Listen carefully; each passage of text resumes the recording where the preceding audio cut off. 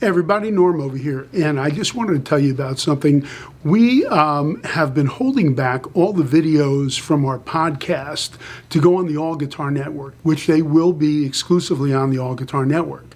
But I'm going to put one of those videos up on our site because there's a lot of people that maybe don't know about the All Guitar Network. It's free. You just go to the App Store, you sign up for it. But I want you to see this podcast because I personally love it. It's with Don Peake from the Wrecking Crew. Don played on so many fantastic tunes. Played on all the Jackson 5 original tunes. He played with the Everly Brothers. He played with the Righteous Brothers on You Lost That Lovin' Feelin'. Played with Sonny and Cher. Played with the Beach Boys. He played with Marvin Gaye, Let's Get It On and on. When you hear this stuff, you didn't know who it was who was playing it, but you've heard his parts on so many things. I think it's a really interesting podcast, and we've got a lot of great ones. So please check this podcast out. Go to the All Guitar Network. It's free. Sign up at the App Store, and if you don't like it, we'll give you your money back. But it's free, so there is no money back because you don't give any money, but you're going to love it. It's really cool. Please enjoy Don Peake from our podcast, the Norm's Rare Guitars podcast.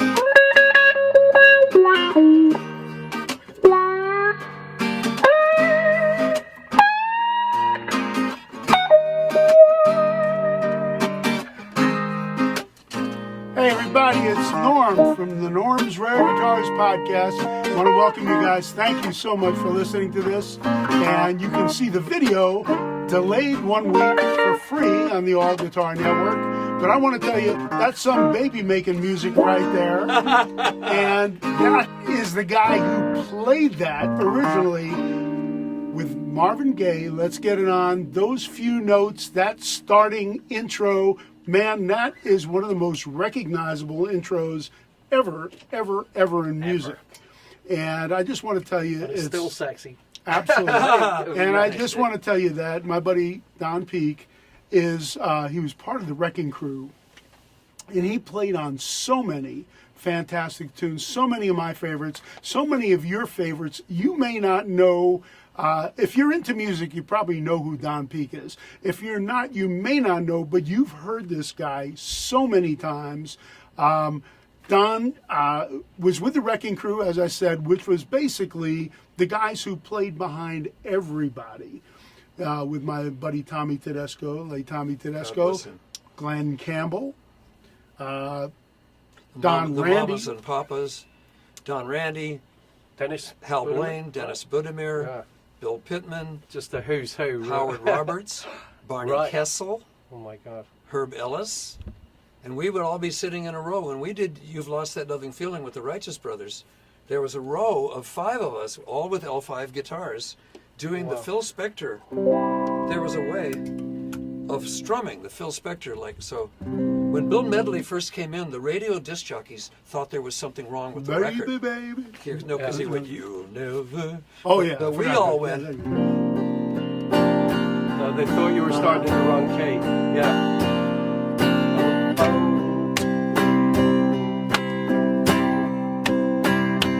Another one of my favorite tunes of all time. Amazing. I mean, Amazing. we're not talking about B-sides here. We're talking about A-plus sides. Yeah. So, but let's, just from the beginning, your first big gig was with the Everly Brothers, right? Right. I was auditioned, and the Everlys hired me, and we had to learn the songs because they really didn't have any really music, and the records were amazing records that were made in Nashville. Yeah. And like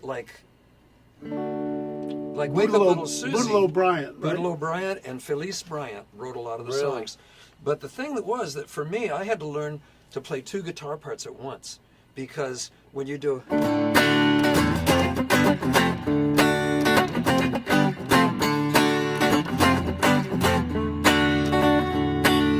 everybody goes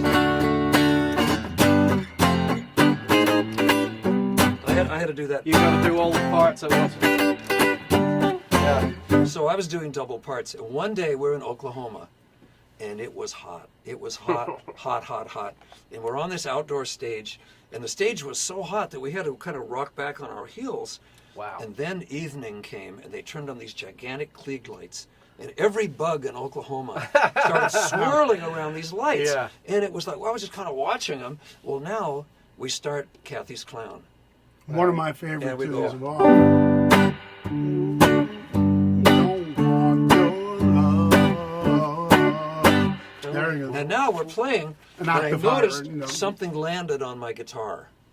And it was about this long. Potato And it had a bug. stinger coming out of its nose, and it was red. Because I it was- gotta stand tall. And this bug starts walking down my guitar neck. And I'm here. Towards your fingers. And I'm here. Oh my God. And it's coming down. When I got to A, well, I went up here, and it kept walking, and it walked off the guitar. Walked off the end of your Yeah, guitar? yeah. Oh my God.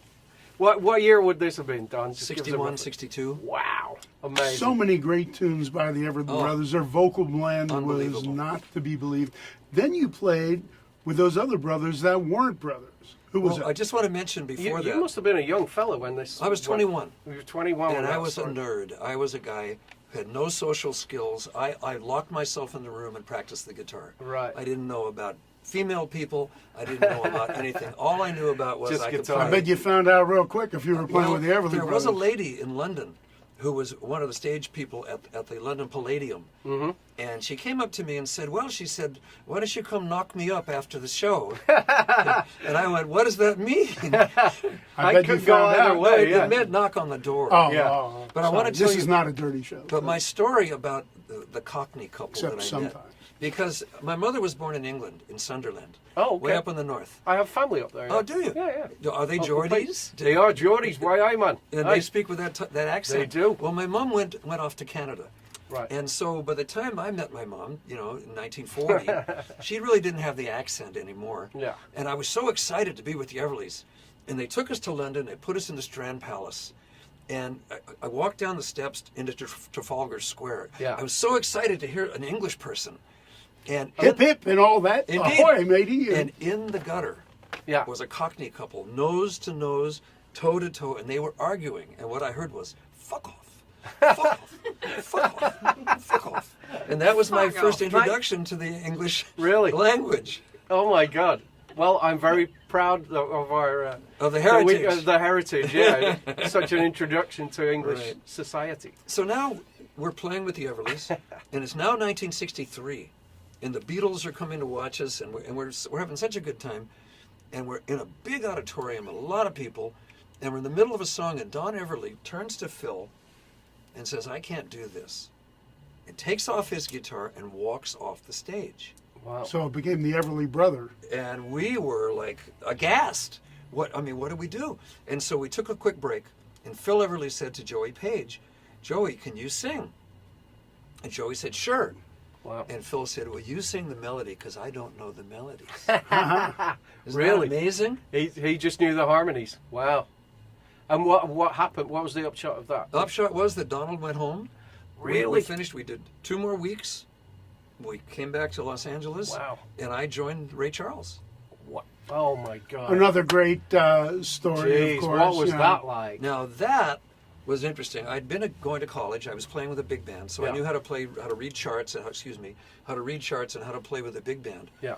And I got this call at Gold Star, Arthur Wright, big, tall, good friend of mine, black gentleman, and he says, Don, take this call. And I said, who is it? And he said, it's Joe Adams. Ray Charles looking for guitar player. Wow. And I said, I'm white. Arthur Wright said, take the call. call. Don. So I took the phone, payphones. I know you guys have never heard of Yeah. payphones. And I said, hello, this is Don Peake. And the voice said, this is Joe Adams. Ray Charles is looking for a guitarist. He said, we've been through 35 guitar players. We can't find someone who can read music, play the blues, play jazz, and knows the old songs because we've lost some of the music. Wow. And I said, well, I know all those things. I said, but I'm white. He said, can you play? Yeah. I said, yes. He said, get down here. So I went down, I drove down Washington Boulevard, and we're just east of Western, It's a big round building, RPM International. And I went around to I the remember back. that label. I think Yeah. B.B. King was on that Yes, label correct. at the time, too. And I go around to the back, and there's a big double door. And I push the door buzzer. Bzzz, it opens, and there's a stairway. So I've got my L5 guitar, my amplifier, and my jazz guitar. And I go up the stairs, and at the top are these double doors with push bars. And I took my right foot, I went bang, and I kicked the door, and it flies open. It's sitting there in their chairs, 5 saxophones, 4 trombones, 4 trumpets, bass, drums, and a piano. When Ray's not there yet. Yeah. And the Raylettes are standing there, and obviously the empty chair was a for you, guitar right? seat. Yeah. So I went and I sat down, and I opened up the book, and the bass player Edgar Willis, he said number 101. So I open up, and it's a jazz 4/4 fast count bassy blues, Right. and it was like an F. Yeah. And it goes, and the drummer goes 1, 2, 1, 2, 3.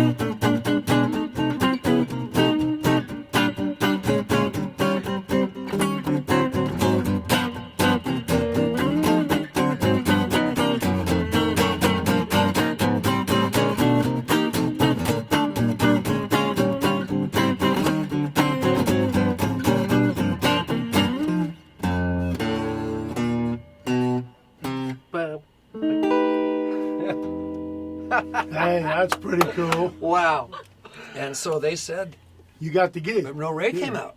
And Ray says, do you know the old songs? I said, sure. He said, well, let's do Hallelujah, Ever So. Which Wow. is, which is in, so it's a,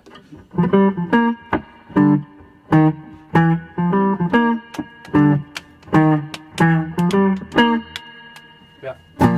Let me tell you about a Yeah, place yes. I know. yeah. Yeah. And so I played it, and then we played another tune, and then Ray starts What I Say. And I just waited. And he did the,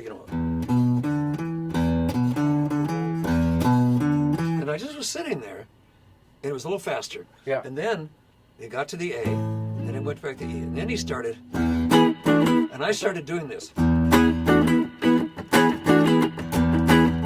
And Ray starts laughing. Really? Because none of the other guitar players, they all just were doing. Oh, really? But when I started playing his So that part, was you? Oh yeah, my and he God. was like, hire Yeah. this kid. So Very Joe cool. Adams comes over, he says, well, Mr. Charles wants to hire you. And I said, well, how much does it pay? And Joe Adams said, it pays $200 a week. And I said, well, Mr. Adams, I said, I just got off with the Everly Brothers, and they pay $225 a week.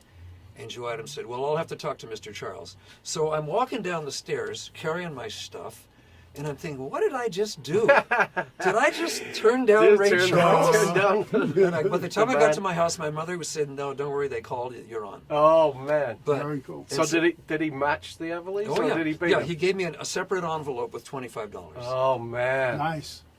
That's amazing. Was he an okay guy to work with? He was, well, please understand, in those days, I was 24, Ray was 34. Yeah. Now, Ray was on a heroin habit, Yeah. but he was Pretty big one, very, right? Yeah. very appreciative of good playing. Yeah. And if you could play, and you could play slow and in time, And with he feeling. loved you. Yeah, you yeah, know, yeah. like Drowning My Own Tears, which was, Oh, you know, God, yeah.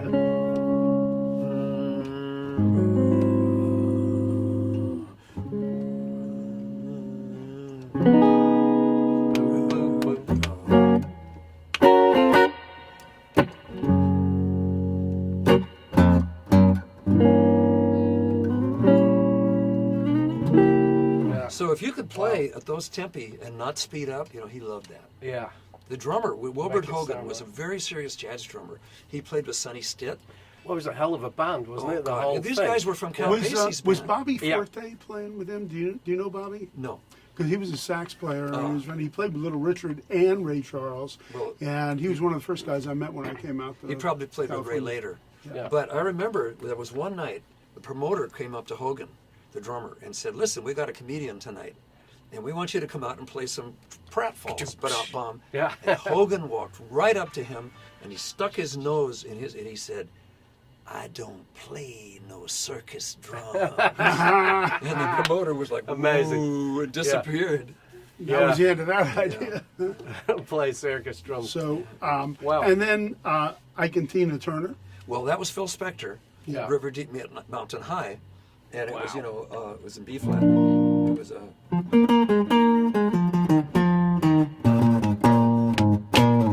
Yep. yeah. My God. And again, the Wow. strum. She sings, "When I was a little." And that was the thing we did. That was that thing, that wall-off sound. So, It's as, one of you, my as favorite you said things. before, these are not just A-sides. These are some of the most legendary. I mean, this is like listening to a soundtrack of, all your life our listening to lives, music. yeah. What was the other thing you said? What were Sonny and Cher called when you first? Caesar and Cleo. Caesar and Cleo. And they did, Sonny came in and they did this,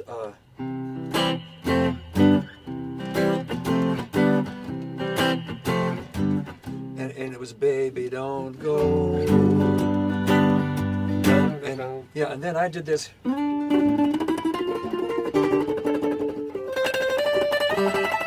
Like a mandolin. Yeah, tremolando. And the next week they were Sonny and Cher. Tremolando? Yeah, well that's... Man, you That's are what a that is. musician. No, we can tell I'm really old is because this is called a plectrum. Plectrum. there Yeah, you yeah. I remember that. Yeah. So that's amazing. So then they changed to Sonny and Cher. Yeah, You were and- saying, was it and- Armand Ertegun? Yeah, Ahmet Ertegun hired them at Atco. So Wow. now we had the... Wow. I got you, babe. Yeah. Yeah. But then Barney Kessel, now you know this because you're a player and you both are so musical. Jazz guys like chord changes. Yeah. They want to play the blues. They want to play, Charlie Parker. He started like an F. Charlie would go instead of Yeah. just, Yeah. So now we're doing The Beat Goes On, Right. and we're. Oh, I'm sorry. And it's going on hour number 2. Because Sonny liked to rehearse a long time. Right. And we're still doing that F chord. And Barney Kessel yells, "Oh, Sonny!" And Sonny pushes the button in the booth. He says, "Yes, Barney." And Barney says, "If a doctor told me I only had 2 weeks to live, I'd rather spend them with you. Because each moment is like an eternity." and Sonny says, "Gee, thanks, Barney." That's amazing. Yeah. And tell me, because, there's rumors that Ray could be difficult. And Well, then you worked with let Phil me- Spector, let me- another guy who could be Right. difficult. Well, let me answer one at a time. Ray Charles, are we running out of film yet, or are we okay? No, we're Okay. good. We're good. Just so- keep talking. when Ray Charles was young and we were playing, and the guys in the band were from Count Basie's band and from Duke Ellington's orchestra, Juan Teasdale playing trombone, who wrote Perdido, Philip Gilbo, the jazz trumpet player from Basie's Just the band. A-team from We Star- were, Oh my my God. God. And I'm sitting up in front with Ray, and all these guys are behind me going, ba ba ba da, and it's like, oh my, I was in heaven. Yeah, I bet. And Ray was happy. Yeah. Now later on, Joe Adams was trying to save money, and he would hire these younger and less experienced players. They were still paying $200 a week. Quincy And- Jones and the like. Yeah, yeah. And so the playing was getting a little shaky, and Ray was not happy. No, yeah. And that's when it became, Ray became difficult. Right. Now, Phil Spector, when I knew him, I was 19 years old. He was 21. Wow. And we were in heaven. Yeah. The Righteous Brothers and Ike and Tina and those records. Crystals, Ronettes, Crystals, Ronettes. Yeah. all that stuff. Oh my God. So much fun. He's a rebel. He's What a a rebel. great tune, so. And then later on, I went off to score. Did you know I did the music for Knight Rider? I know. Oh, yeah. I looked at your The bio, Hasselhoff. and I do Yeah, know yeah, that. yeah. Yeah. Well, I was hired And- after the first 12, and I did. Did you get to 77. drive it? I did. I Yeah. drove Kit. Really? You were a Fantastic. race car driver, I was a right? champion race car driver. That's right. Yeah. That's why I was So they trusted me. interested. Wow. Very But cool. I'll tell you, those cars were primitive. The inside dashboard was not what you saw on the screen. Yeah. That was done in the That studio. was done in the studio. Yeah, now right? the kids. I was So was just it in- like a stunt car? Yeah. Yeah. But when I was in Atlanta just like last month, there was a 14 absolute perfect replicas of Kit. Wow. With the dashboards and the things talking. beep, and beep, everything. beep. Yes.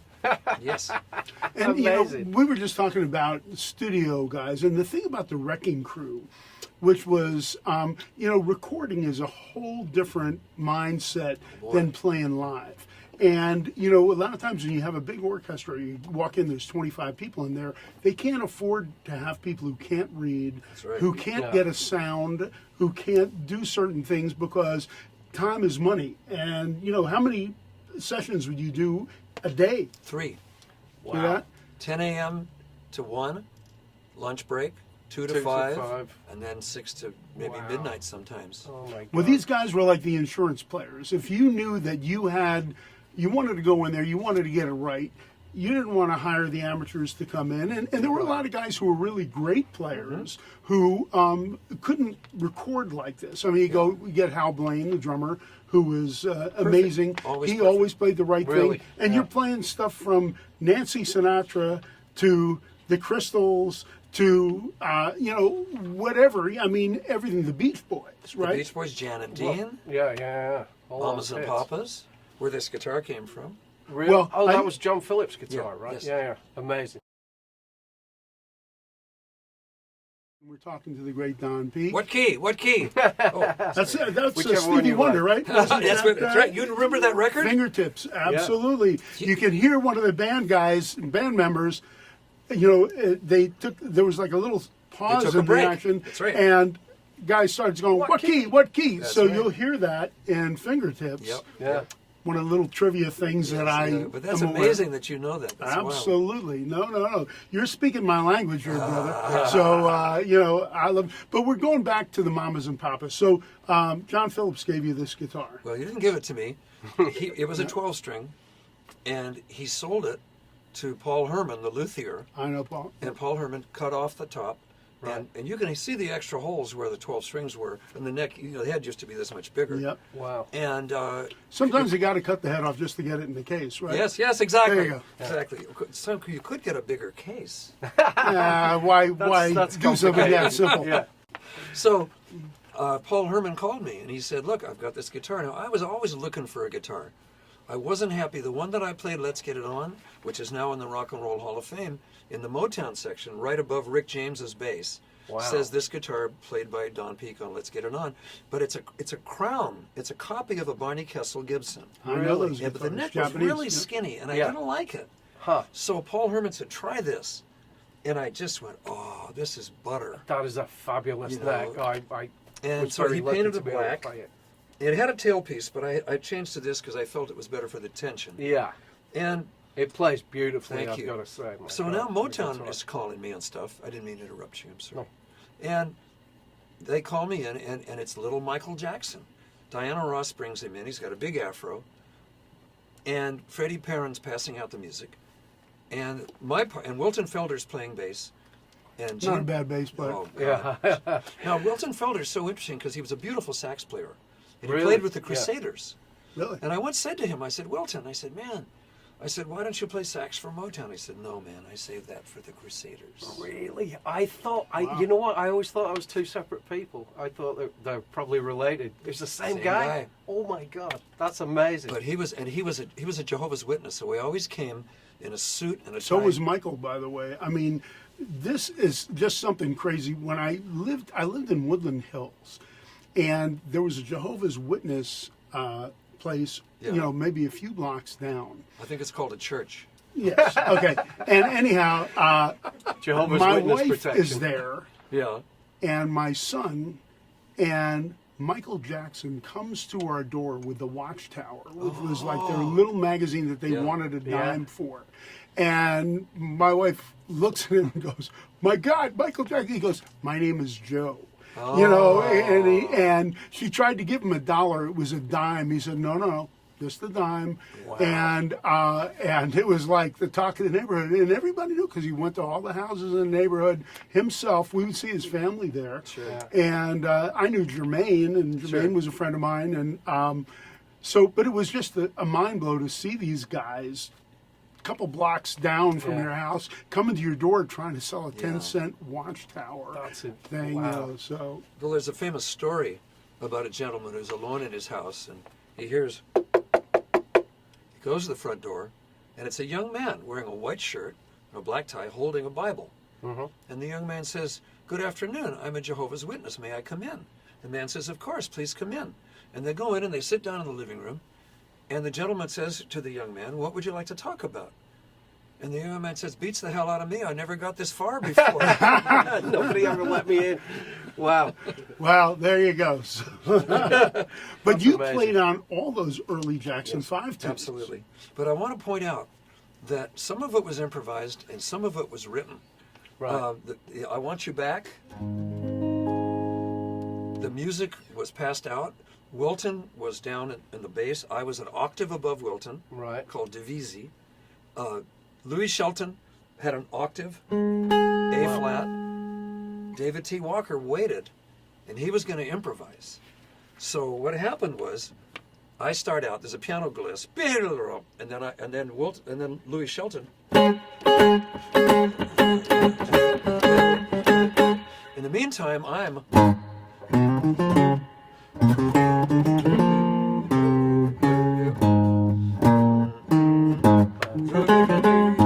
Wow. And then David T. goes and does that wonderful thing that he always does. You know, it's just Wow. magic. And Wilton's underneath you. He's playing we were in unison, Same, yeah. and we were so tight that you really can't tell there's two of us if you listen to the record.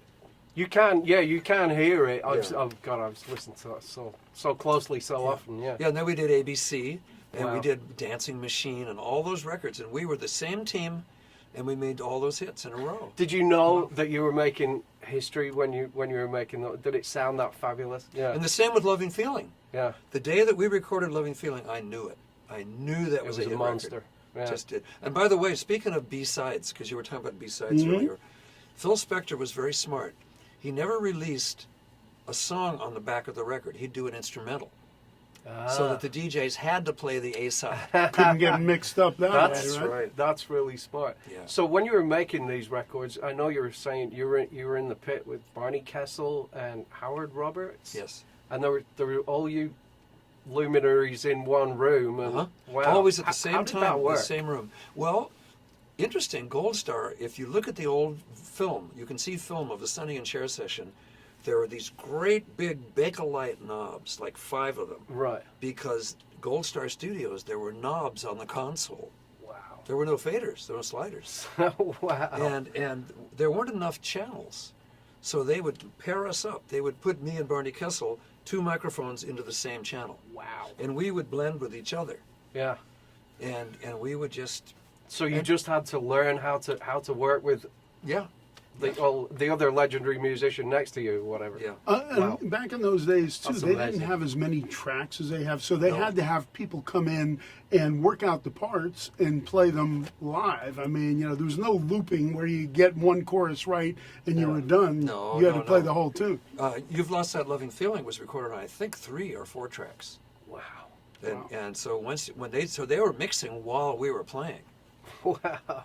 That's amazing. So you just got to, I mean, I guess that's You have to where get it right. Where you get the work. You got Yeah. to Now, get this it is right. an interesting thing because you were talking about it. Studio musicians are kind of like the Navy SEALs.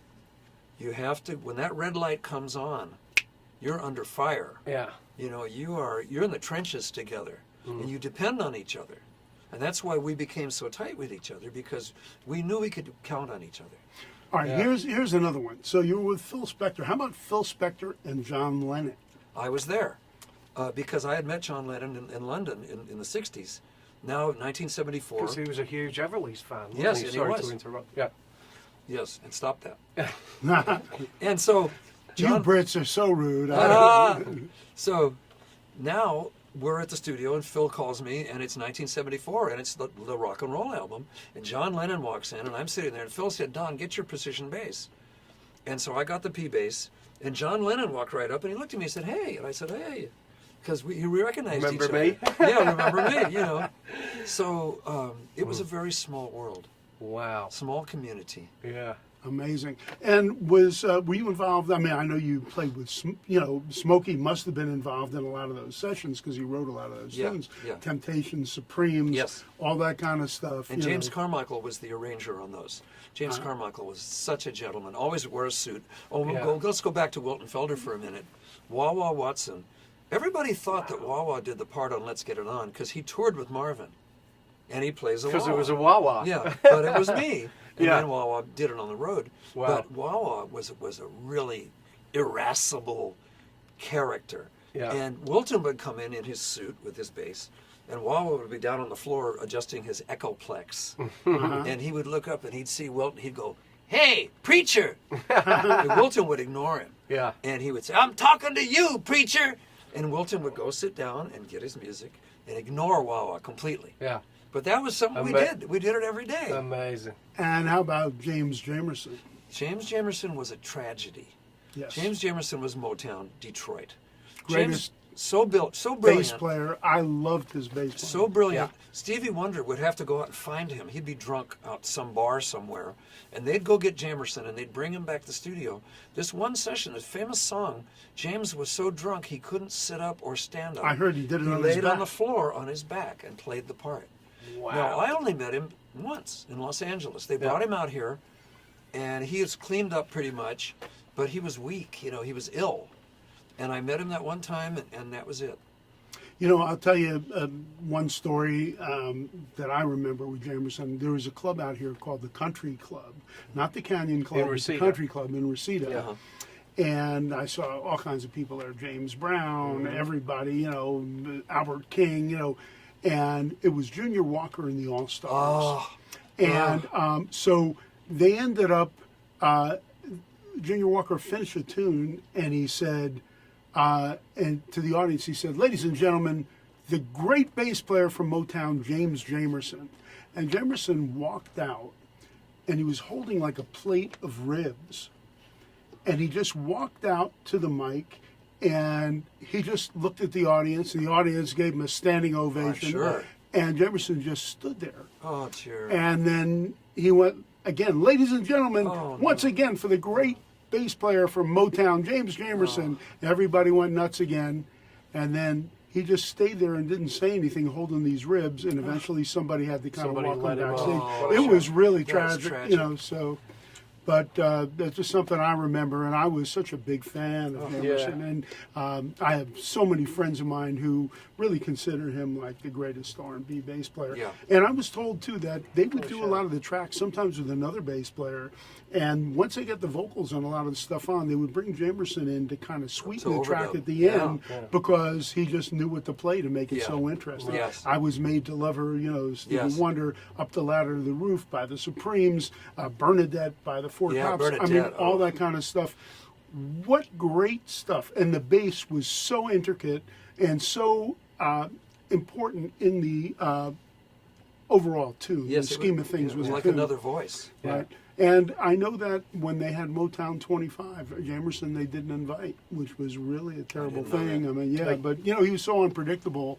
They I didn't guess know they didn't know. which one was going to show up. Yeah. So, Talking of voices, I didn't know this until just recently, but an artist so dear to my heart, Barry White and the Love Unlimited right. Orchestra, who talk about I can't do it. baby I can't making get that music. low. you can. Yeah. So I'm at Gold Star Yeah. and playing on a session in Studio A. Mm-hmm. And Barry White is walking down the hall, and I came out for a break, and he said, "Hey, come down to Studio B for a minute." And I started playing with him. And I played on every one of those original records. Me, Ray Parker Jr., and Wah Wah Watson. Really? The three of us, and we would sit there, and Ecstasy, When You're Next to Me, and all those songs, that was us. Yeah. Strumming and playing. Can't and get enough of your that's- love. yeah, Oh, all those Mother's records. Milk, I man. loved every one of Yeah. them. And the thing that was amazing was Barry was a really nice guy, and he was he started getting big checks. Yeah. You know, he started getting paid. Yeah, I was making And big records. He was stunned how much money he was making.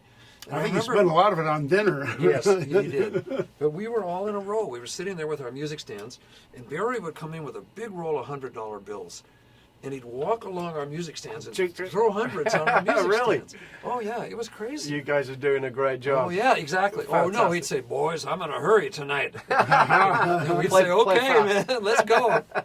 Wow, Very that's cool. amazing. I love all those records so Yeah. much, and I mean, The groove Again, on those it's- records was amazing. And before you brought up my buddy Ray Parker Jr., Yeah. and Ray is a good friend of mine. And Ray, is known primarily, he was a Motown guitarist, played on Yes. a million things, but he was known mostly for Ghostbusters. And you co-produced I did. Ghostbusters. It happened because Ray had written the song, but he didn't know how to put a song in a movie. And by that time, I was already scoring films. Yeah. So I knew how to do that, and I came in the studio and I showed him how to adjust the song and how to make it fit the film. And then he was sitting in the booth, and we were listening.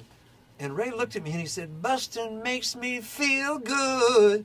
And I said, "Get out there That goes right on. now." And he said, "What?" I said, "Get out there and sing that." And he did, and it's part of the record. and that's part of the hook. Yep. Yeah. So that's a whole different technique, scoring or adapting songs to fit movie To time it scores, to right? film, yes. Yeah. Yeah, and I studied. How did you learn that? I studied with Dr. Albert Harris, and I studied with Paul Glass, and I studied with a lot of amazing composers. Wow. And I learned how to conduct, and I learned how to orchestrate. When I got the Night Rider show, I was writing 20 minutes of music a week Wow. with this huge music paper, and you had to do the math. You know, when the scene changed, you had to change the music. And you have to get the atmosphere Yeah. like you did in The Hills Have Eyes, Yes. right? Oh, you Which know about the Hills Have Eyes. Yeah. That movie was so ugly Yeah. that I couldn't do it. When they brought it to me on film on 35 millimeter, and I could only do it in the daytime. At nighttime, I turned it off. I could don't not blame watch you. it. It's still creepy. Yeah. Well, I was studying at that time with Paul Glass, and he was studying with Krzysztof Penderecki in Poland, in communist Poland, who started the 12-tone and the quarter tones where the violins get in between the notes and go, So- that so you're stuff. yeah, that yeah, stuff. yeah. And I had to write out for the musicians a special instruction sheet to show them how to play these special things. Wow. That's how far back this was. And Wes Craven came in, I remember, and this was in the days when you couldn't do a demo. You know, they had to trust you. Yeah. They got to the stage, and you started conducting the orchestra, and then they heard the score. Wow. Well, now, Wes Craven comes out, and he says, "What's that noise?" I said, "That's your music." Because Really? it was so atonal, it was so Yeah. strident, you know, that they were like, "Oh my God!" But then it But worked it out. worked perfectly with the visual. Made me frightened. Oh, Yeah. me too. Still does. Yeah. I still can't watch it. So here's another one. Now, his discography of the things he played on is so deep and so much, and we can't even begin to get to all of this stuff. But another one who was my favorite, who was a white guy who was very soulful back in the day, was Bobby Darin. Oh, I loved Bobby Darin. The sweetest Wow. man. Bobby Darin called me. I was a session guy. I was like a gunslinger. Yeah. You know, I mean, we showed up. We didn't know what they were going to give us. They'd put music out, count it off, and we'd play it. Well, it was Wayne Newton's session, and Bobby Darin was the producer. Yeah. So now we're playing, and I'm strumming, and you know, and it was a medium tempo. It had some work to it. You were Yeah. working, and I noticed somebody was standing next to me, and I looked over, and it was Bobby Darin. And we finished the song, and he said, "Don," he said, "I want you to play on all my sessions from now on. I want you to be my #1 guitar guy." And I said, "Oh, I would love it." So Wow. now we started playing. We started playing at the Coconut Grove, which was in the Ambassador Hotel. Oh, yeah. I'm on stage with Bobby Darin with my L5 guitar, and we're doing Mac the Knife. And I'm having the best time and just chunking my away. I God. love Mac the Knife. Yeah. And now Darin says to me, "Listen, we're going on the road. We want you to come." And I said, "Look, you know," I said, "I'm done with the road. I played with Ray Charles on the road. I played with the Everlys. I want to stay in LA. I want to be an arranger." And Bobby Darin said, "Can you arrange?" And I said, "Well, I studied. I'm studying with Dr. Harris." And he said, "Well, Thank you very much, by the way. yeah." That's my last name, too. I'm Oh. sorry. Oh, there you go. Sorry. So now I walk out of the studio. A week later, the phone rings, and a man says, "This is Charles Koppelman. Koppelman and Rubin are producing Bobby Darin, and Mr. Darin wants you to arrange his next record." Wow. So they're saying, "Okay, Peake, you think you can arrange? Put your money where your mouth is. There you go. Put up or shut up." Yeah. So I go to the office, and here the guys are in the suits, and the loudspeakers are up on the wall. I'd never seen that before. These Wow. guys were New York dudes. They were doing the Love and Spoonful. They were awesome It guys. was hip. Yeah. Yeah. So now they play me this incredible song, Tim Hardin. If I Were a Carpenter. And I listen to this, and I'm like, oh my God. And I've got my yellow sheet of paper, and I'm writing down. And they say, we want violins. We want strings. I say, okay, I write on strings. I didn't tell them I'd never written for strings before. So now I go back to my house, and I'm looking through the book, and I start writing. And I remember that Don Everly did a thing where he would do a chord, but he would just do he would do and no three third, notes. no third, no third. So it was a. And I thought this would be perfect for Carpenter. So I wrote the violins out in open fifths.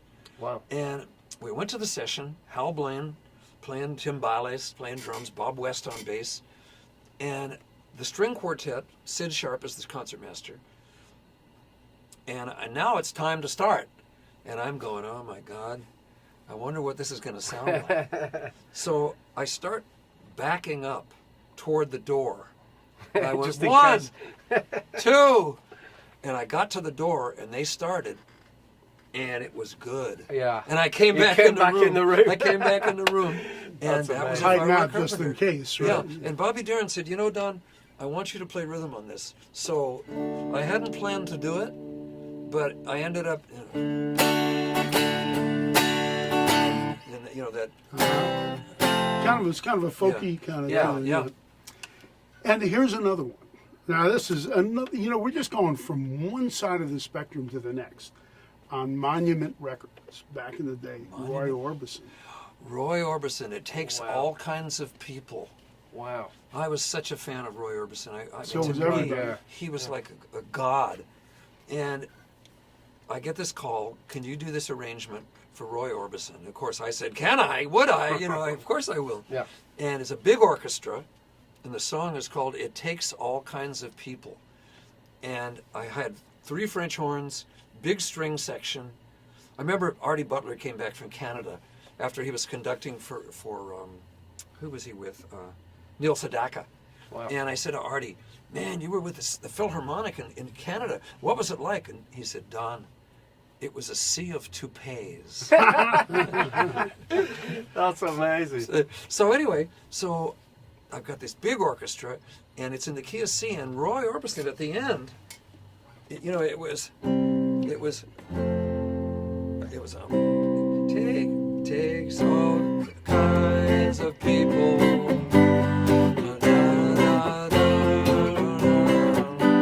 And then Roy goes, and sings a high C.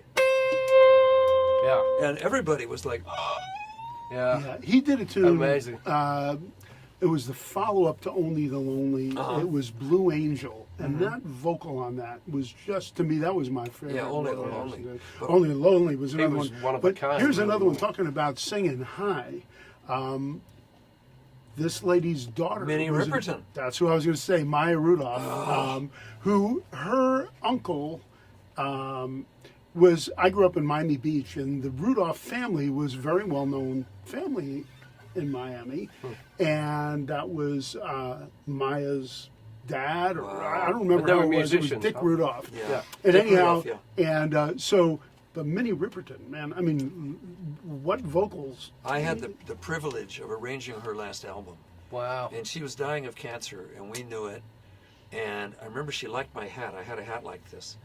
And I gave it to her, and she would wear it at the session. Oh. And Dick Rudolph was crying in the booth. I mean, we were, Wow. it was just, God you know, bless. this was, God bless. Nowadays, medicine has come so far. Yeah. And I always wonder, what would have happened all those years ago if we had been able to save her, Yeah. Wow. And the movie The Meeting, right? That was when Martin Luther King. Oh, yeah, I scored that. Yeah. Malcolm X. Martin Luther King and Malcolm X. Yeah. Wow. And I did some old. What a catalogue. So I did my homework. Oh, God, you're scaring me, man. Yeah. Really. Boy. Oh, amazing. So, just what would be so many things to pick from? What would be a career highlight? I know that's a difficult question. I'm sorry. It is when you're on stage with the Everly Brothers, and Especially when you're young and they're big time hitting and it. it's I'm going to put the vibrato on. I don't know if it'll go on here. Will it? I don't know if we I got one. don't think that one has vibrato. So Oh, okay. No. So So it won't go on. When But you you have got- to just imagine the vibrato. you know when you're playing, trying to think what.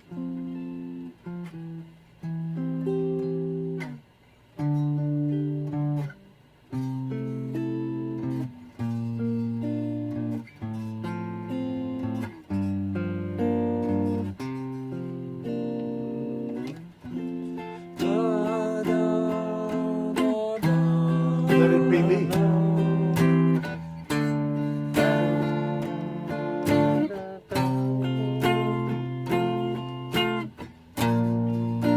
When you know, Now and forever. yeah, I mean that's like, oh my God. Yeah, And amazing. maybe you can answer this for me.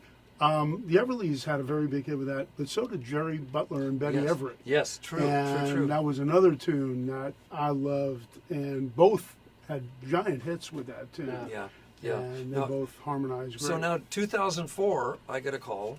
Can you come back to the Rock and Roll Hall of Fame? We're honoring the Everly Brothers. So I hadn't seen Donald in 30 years, and Albert had been playing with him. Yeah. And Waddy had been playing with him, but not me. In fact, Albert and Waddy and I are talking about doing a three-man. That'd be fantastic. You'd be up on stage and just talk about the Yeah. Everlys, you know. Yeah. Anyway, so now we're in Nashville. No, excuse me, Cleveland. We're in Cleveland, the Rock and Roll Hall of Fame. Mhm. And I'm standing with Albert Lee, and the elevator door opens, and here comes Don Everly. And Albert goes over and hugs him, and Donald looks at me like he should know me. And I had a little baseball cap on, and I said, I'm Don Peake. And he said, Don Peake, you were a good guitar player. I said, I still am. I played for you tonight. Now, surprise, That's surprise. amazing. But something simple like this, to go from F to C with the E in the bass Yeah. to D minor. Now this is the magic. Yeah. Beautiful. And Yeah. then, so that was an A flat chord, you know, with it's an A flat minor Yeah. with the C in the bass. Wow. So this, so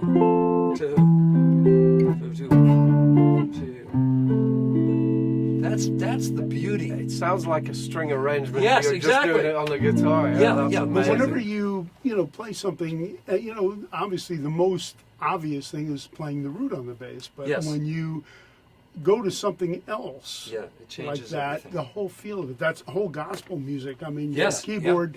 I mean, a lot of it has to do with, the left hand on the keyboard, and the bass. Not Well, the same with playing Brother Ray. Brother Ray taking it to church. Yeah. You've got Georgia. So now Ray goes, and then it goes. So it goes.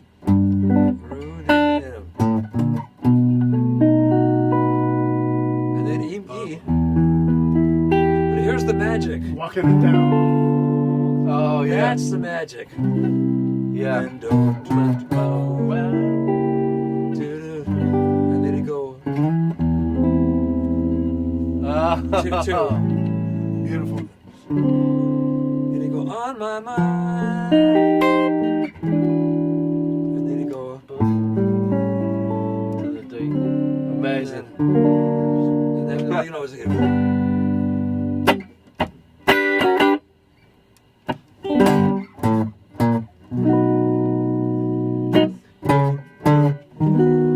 Wow. and then da, da, da, da. That's the thing, man. That really is magic. That sounds magic. Yeah. Wow. Amazing. Well, I don't know what to say, but all I can say is, Don Peake, thank you for playing on all my favorite tunes. Yeah. And by the Really? way, how long did it take you to glue all these guitars? I up? knew you were gonna. I knew you were gonna say it, Norman. I couldn't honored. resist. I'm honored to be here. Thank you, and thank you for being Thank with you us. so much. It was right, mate. what a pleasure. Bless you. Thank It Wow. really, really is a treat.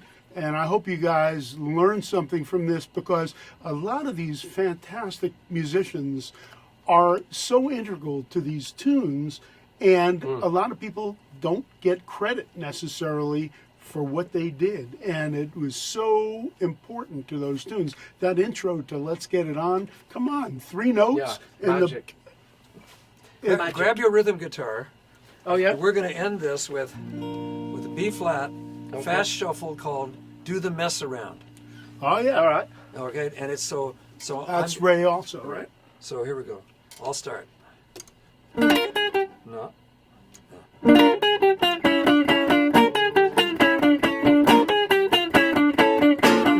Here we go.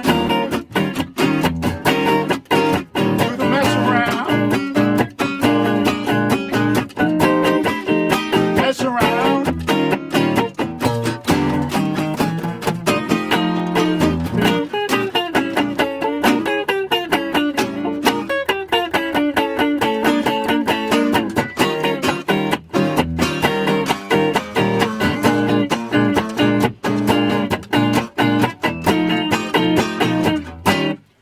Do the mess around.